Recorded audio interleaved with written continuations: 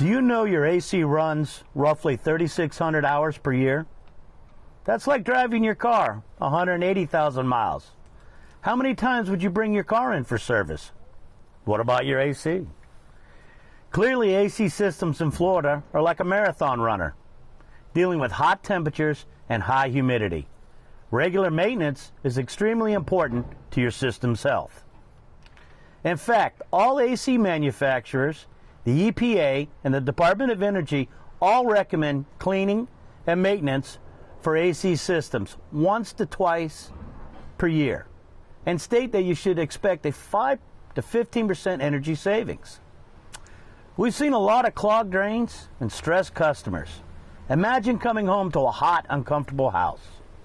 If you own a new system or an old system, regular maintenance is a necessity to keep your cool and avoid breakdowns.